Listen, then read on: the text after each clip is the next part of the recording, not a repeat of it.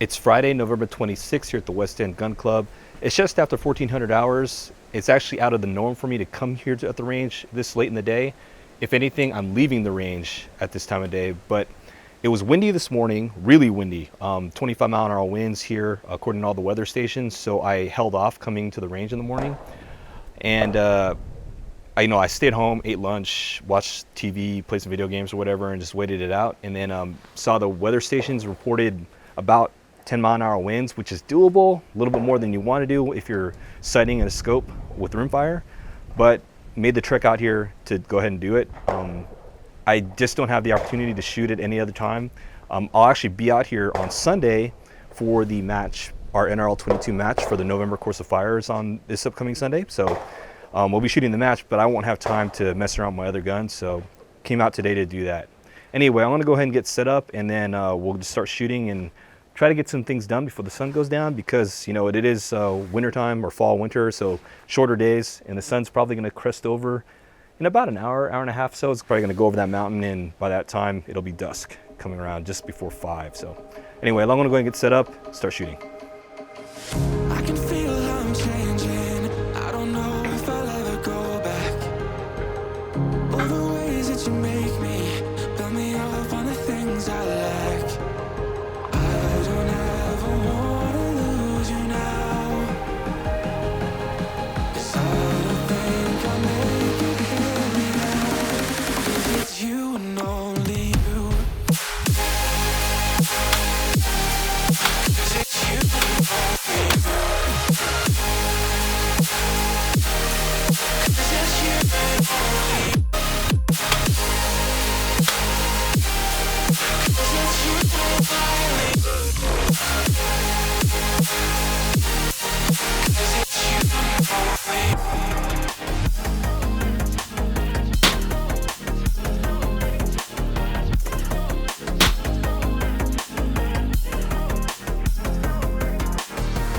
I don't know where the time goes, it just flies when I hold you close.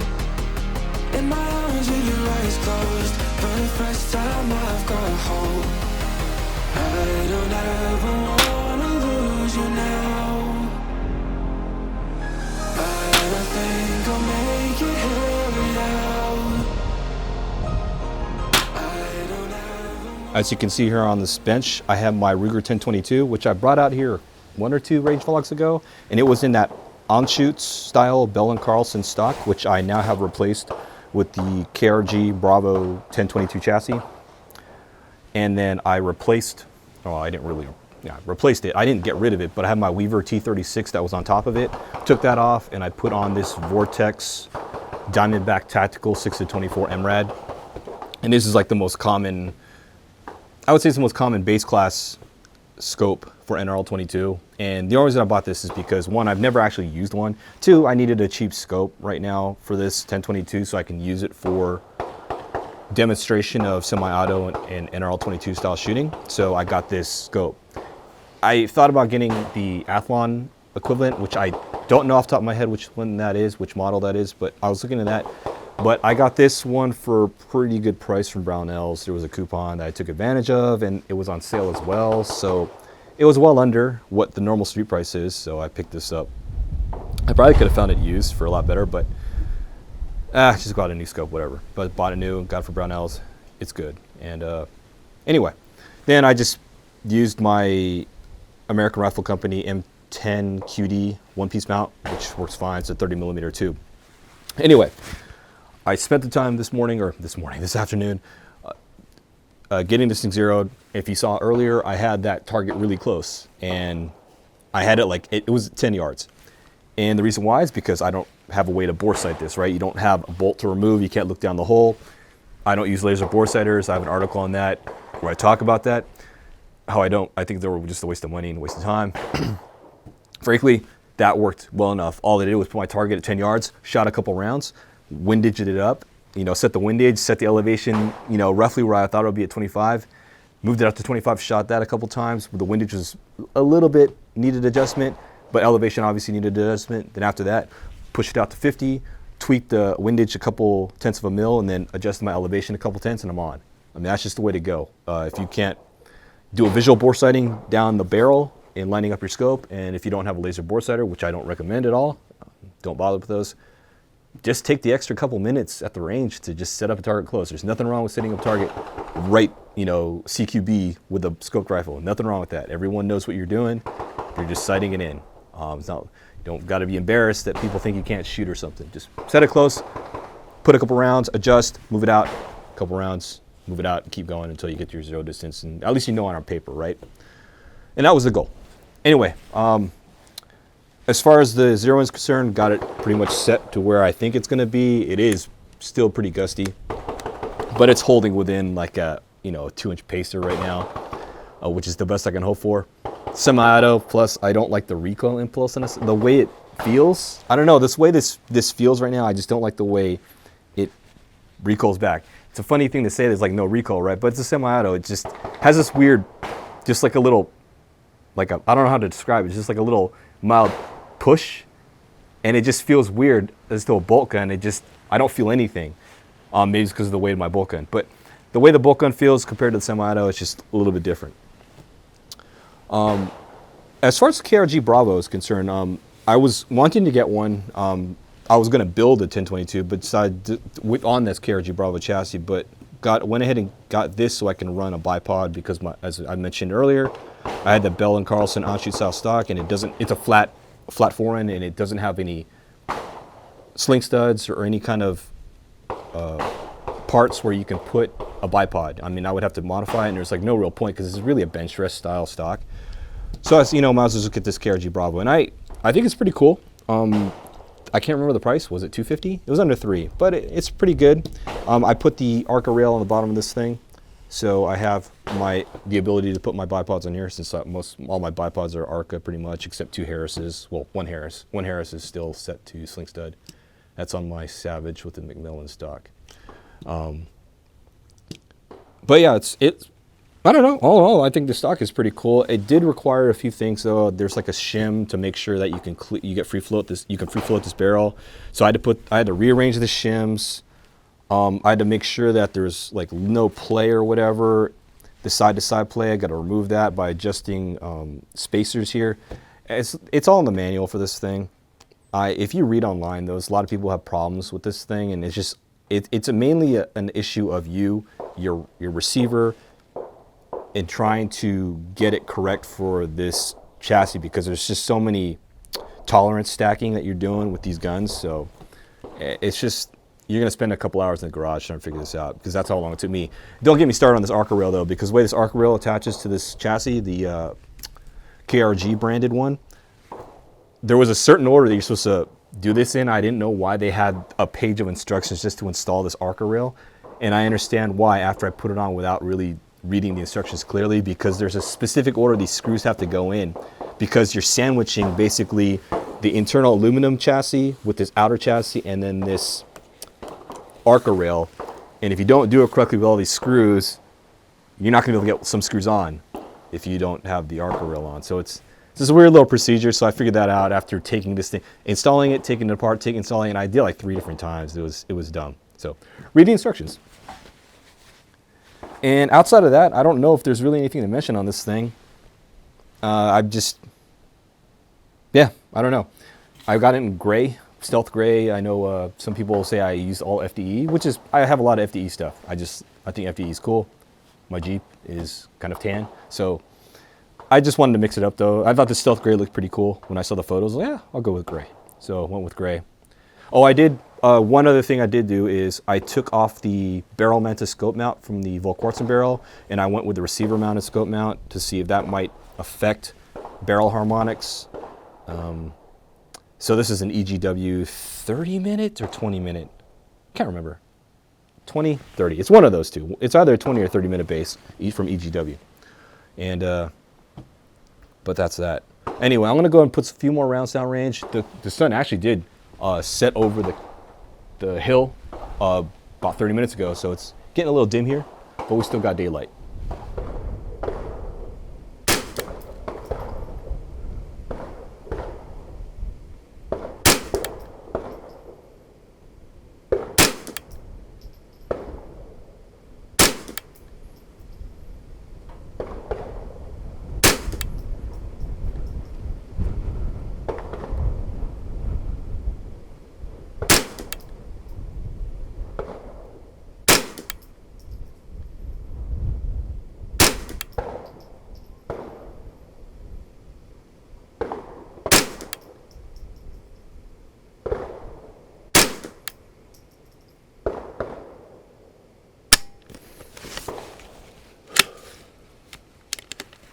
I've been asked about the Diamondback Tactical before, for like what my opinions are of the scope, and I couldn't give anyone a real opinion. I said, hey, you know what? I've only like seen it on the show floor at SHOT Show. I've never really shot behind one, never really played around with one, but I know that it's decent. I've seen the reticle. It's okay for NRL-22. It's not my cup of tea, and I'll explain why in a few. But I'll go in and give my first impressions right now. Now that I actually have one on one of my rifles, and I've played around with it a little bit and shot through it. The glass is okay. I mean, it's not terrible, right? It's okay. I've seen better. Obviously, my Collis, my Vipers, my Razor, my Razors, my Collis and my ZCO have better glass. I can immediately tell right now, like that it's okay. The haze is not my glasses so much because I've cleaned them and I made sure, but it's okay. Right now, I haven't had a chance. It's not really sunlight right now, so it's actually pretty good. It's dim conditions, so you don't have mirage. That would probably be the better time to look at this. But the glass is okay. The reticle is not. I mean, the reticle is good for general purpose use in terms of holding over without dialing and whatnot. But the reason why I don't really care for this reticle compared to say the Collis K525 Skimmer 3 or the ZCO Impact reticle, the Impact 3, is because you only have half mil increments on the crosshairs, and so I want 2/10. I like 2/10 mil rate, 2/10 increments, so that if I hold over 2/10, because that's usually what you'll hold over. You'll be holding over, less than half a mil on a target, and so it's good to have that reference marker. I mean, you can guesstimate, but when you're on the clock and you don't want to have to think too much, it's nice to have 2/10 mil spacing or little hash marks or whatever. And I don't even know the reticle off the top of my head. EBR 2C, EBR 7C, 2C. I don't know. I don't have the box with me. The magnification knob, it actually moves. This one moves pretty well. All my other razors, you need the throw lever. Like without the throw lever, you are going to take skin off your fingers trying to move this, move the magnification ring. This one's actually pretty good. I was amazed when I pulled this out of the box. Like, oh, that's not bad. It does have a little bit of, the tension changes a little bit at a certain point, but other than that, it's relatively good. The parallax knob on the other hand, it is a little stiffer, but it's still fine. It's not terrible. Now the adjustment clicks, and I'll tell you right now, they are spongy. There are tactile clicks. Let me make sure where I'm at right now because I'm not zeroing here, but there are tactile clicks. You can hear it click, you can feel it click. But when I say they're spongy, it doesn't stop immediately when you make the click. Or it stops and you click, but then you've got this kind of lash. There's a little bit of lash, and it feels like there's rubber or the O-ring, and it's like you got that sponge feel here. And if I can get this camera online, so I can give you a macro view of this thing. So if I can look at this here, sorry. Probably should have had this set up a little better. So if you notice here, here it's, look at that lash, and I'm not even moving, there's no click yet. It's like I'm not really moving that's a click, that's a click. But right now you can see that there's so much lash here, and you don't even know, like you can kind of see where it's at, but is it really on the 2 or is it not? So it's on the 2 right there, but right now you can't really tell if you're looking directly behind it. And so that's kind of irritating, but what are you gonna do with like a sub $500 scope? I mean, street price on this is about under 400. So that's kind of irritating. And there are no zero stops on this. Turn off that. There's no zero stops. So what you're actually doing is called slipping the turrets. So basically what you're gonna do is, I've already made the adjustments. You actually you just move the turrets like you normally would to change the point of impact. Then what you're gonna do is kind of hold the turret in place. You're gonna take the top off of the turret cap, and then you're just gonna literally yank this sucker off, and you're gonna just, where the zero mark is, you're just gonna line that up with the back hash, which doesn't really line up 100% like I was showing you earlier. But we'll kind of guess that this is where it's supposed to be. Yeah, it's not really lined up. And you're basically subject to the gearing because there's little knurling here that lines up with the knurling on this. Probably if I can bring this online again. You can see here, maybe if I can get this thing to focus. Am I on? Set on macro here. Here we go. It's probably a little dim, but there you go. You can see that there's knurling on there on the inner turret. That basically lines up to what's inside of this cap. So we're going to try to get this thing to be 0, right? And I'll try to get behind here and try to set this down. But that's kind of where one spot is, and that's where the other spot is. So it looks like the 0 notch does not line up, and that's, you know, what are you going to do, right? I'll call that 0, I guess. It's close, so something you got to pay attention to when these types of scopes.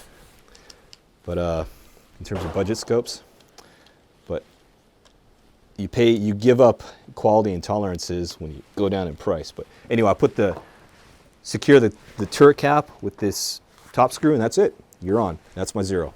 So now I'm zeroed, but there's no 0 stop, right? So I'll have to remember that's 0. I can still go back down, farther down than my 50-yard 0. So you just got to pay attention to that. And the same goes for windage, but I'll adjust that later. All in all, I mean, so far it's what I would expect out of a under $500 scope. It's not bad. It is made in China. Are there other options? Probably. I'm not familiar with the Athlon stuff, to be honest. I've seen it on other people's guns, but I've never really used one. And I'm sure they're pretty good. I've held the Gen 2s, like that BTR, I think is what it's called. Whatever the Viper equivalent is.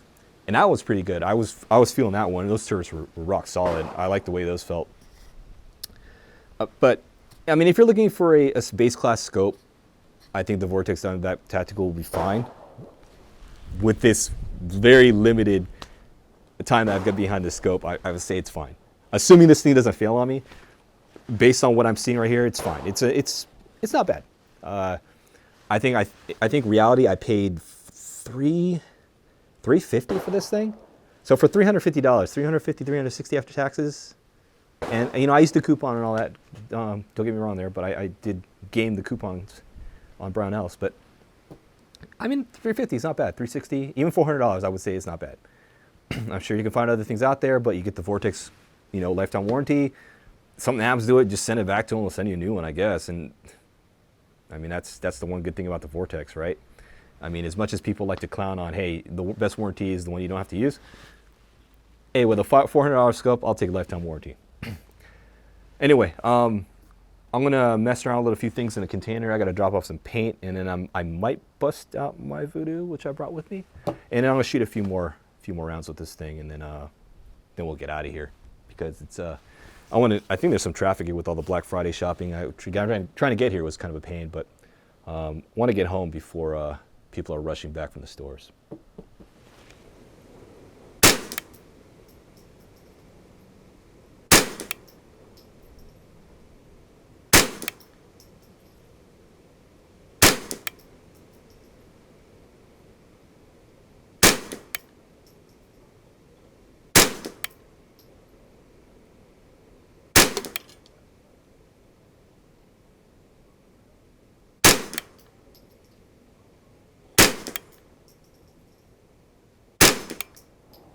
So a quick look at my target.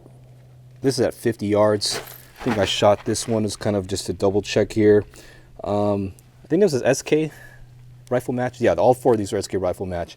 This one I made an adjustment, went up a few clicks, and then got it right around here. Made an adjustment windage and there. Edge to edge is about 1 inch at 50 yards, which isn't all that great. It's a little windy though, although this group looks pretty good other than these two. This one I know the wind was really bad when I took the shot. But this is actually pretty decent. If you discount these 2 shots, that's a really good group. And this one you can kind of see where it's favoring. Not bad at SK rifle match, although I think it's pushing at 1020 feet per second.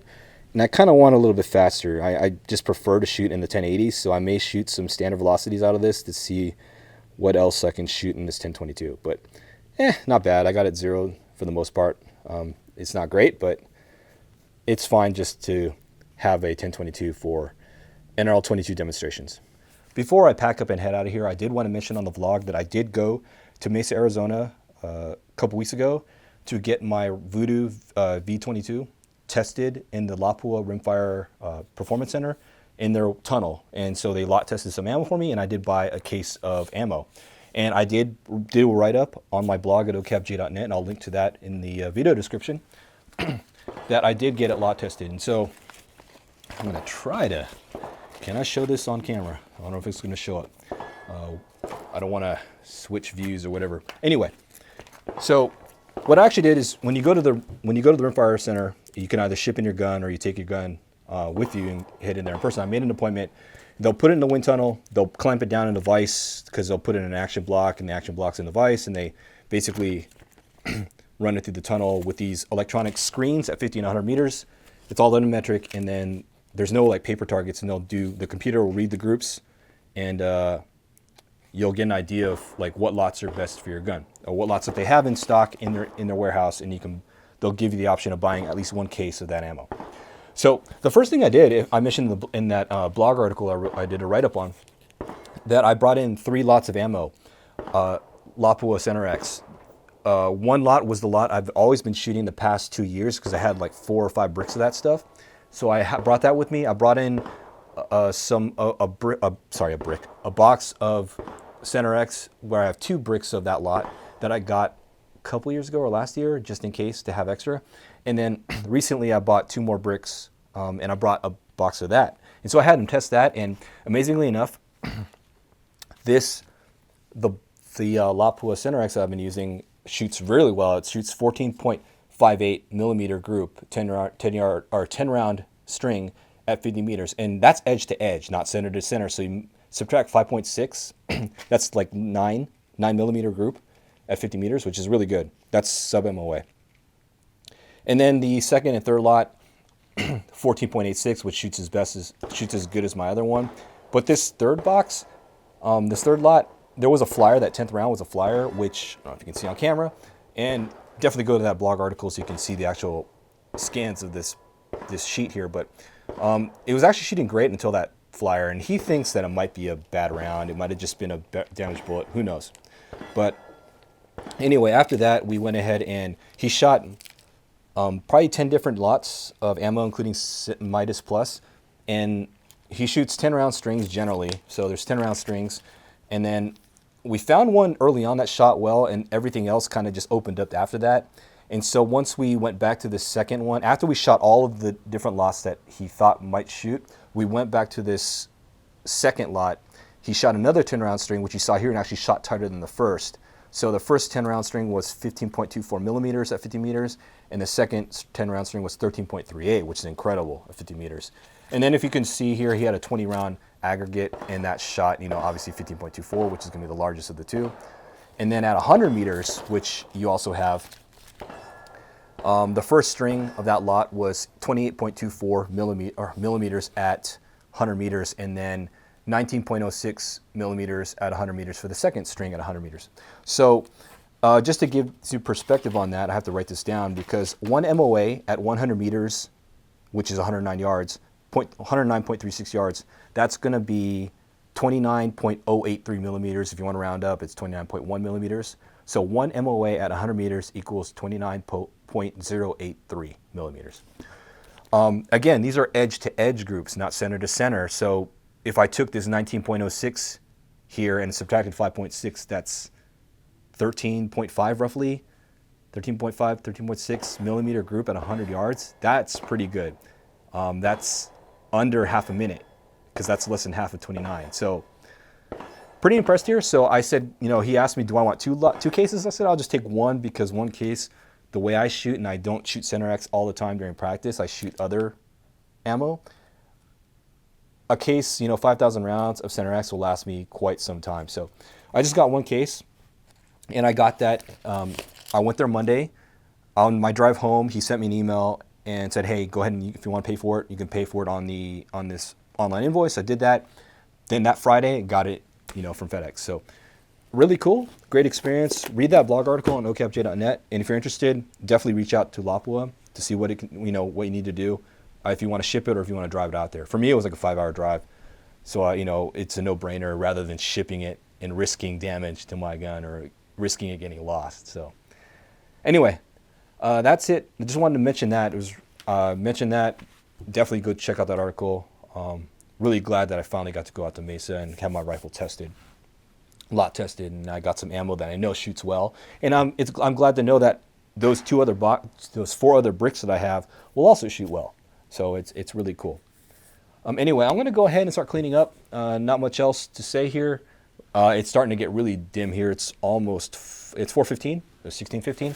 So the sun should be going down pretty soon. So I'm going to go ahead and pack up, throw the rest of the stuff that I need to save or need to have for the match on Sunday in the contest container, and get out of here. Oh, and mentioning the match, tomorrow, so Sunday, November 28th is our NRL 22 match here at the West End Gun Club's November Course of Fire. Registrations close on Saturday evening, so tomorrow evening around 1800 hours, we close registrations. We have some slots open. Technically, we're not really capped, but right now it's capped at 20. If people sign up, I might open it a little up. If we have 20 people, I'll make some spots open. But right now, we're just under 20 people. So if you're interested, go ahead and sign up. Should be a good time. It won't be windy this weekend or on Saturday and Sunday, so we won't have what I'm dealing with right now. So it should be a good day of shooting. Anyway, that's it for today, Friday, November 26th, here at the West End Gun Club. Thanks for watching. I'll see you in the next vlog.